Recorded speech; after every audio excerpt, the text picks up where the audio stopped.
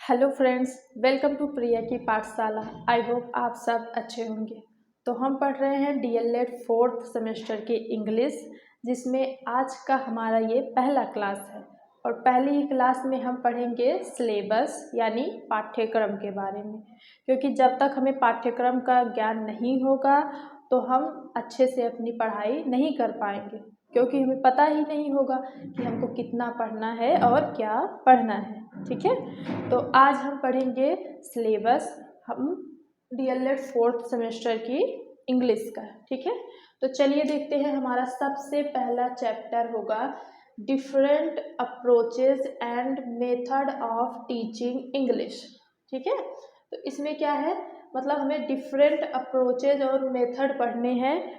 क्या करने के लिए? टीचिंग इंग्लिश, इंग्लिश पढ़ाने के लिए हमें कौन कौन से अप्रोचेज, कौन कौन से मेथड यूज करने होते हैं, वो सब हम इसमें पढ़ेंगे। ठीक है, तो different approaches and method of teaching English.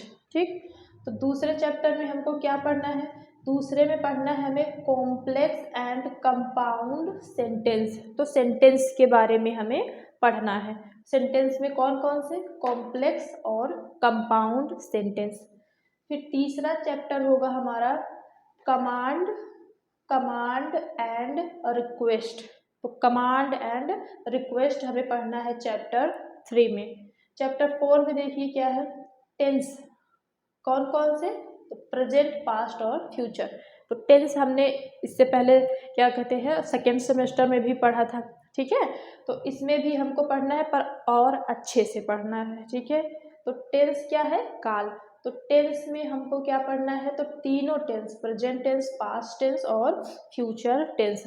तो प्रेजेंट के भी 4 पार्ट होते हैं, ये तो आपको पता है।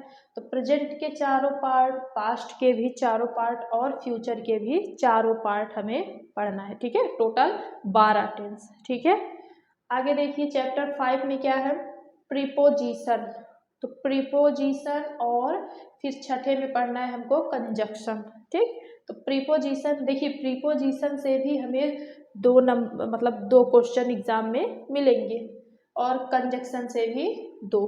सबसे ज़्यादा हमको कहाँ से देखने को मिलता है? तो 4 से 5 क्वेश्चन हमें पहले ही चैप्टर से देखने को मिलेगा एग्जाम में। ठीक है, चैप्टर 7 देखिए क्या है, लेटर्स एंड एप्लीकेशन। लेटर या एप्लीकेशन, पत्र लिखना आपको सीखना होगा या फिर एप्लीकेशन लिखना। ठीक है, फिर 8वां चैप्टर है हमें इडियम एंड फ्रेजेस। तो इडियम एंड फ्रेजेस हमें पढ़ना है चैप्टर 8 में। इसको आपको क्या करना होगा? याद करना होगा। ये एग्जाम में डायरेक्ट पूछेगा, आपको याद होगा तो आप डायरेक्ट लिख दीजिएगा। चैप्टर 9 में देखिए क्या है, वन वर्ड। जो वन वर्ड सब्स्टिट्यूशन नहीं बोलते, मतलब कई सारे वर्ड होते हैं तो उनको मिला के एक वर्ड लिखना ही, वही क्या है, वन वर्ड सब्स्टिट्यूशन। तो ये हम क्या करेंगे? चैप्टर 9 में डिस्कस करेंगे। चैप्टर 10 में क्या है? तो एसे, एसे यानी निबंध। तो हमको एसे भी क्या कहते हैं, डीएलएड फोर्थ सेमेस्टर में लिखना सीखना होगा इंग्लिश में। फिर क्या है हमारा 11वें में देखिए एक्टिव वॉइस, पैसिव वॉइस। तो एक्टिव वॉइस, पैसिव वॉइस भी हमको पढ़ना है। साथ में ऐड कर लीजिए क्या, तो एक मिनट, नरेशन भी।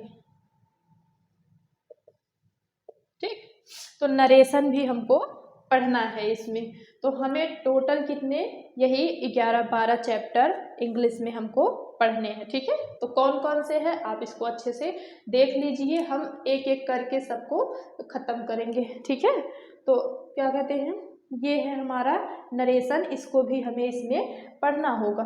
तो narration, active voice, passive voice, one word, essay, idiom and phrases, letter, application, preposition, conjunction, फिर टेंस भी पढ़ना है, command and request, compound, complex compound sentence, और ये इंग्लिश पढ़ाने के डिफरेंट अप्रोच एंड मेथड।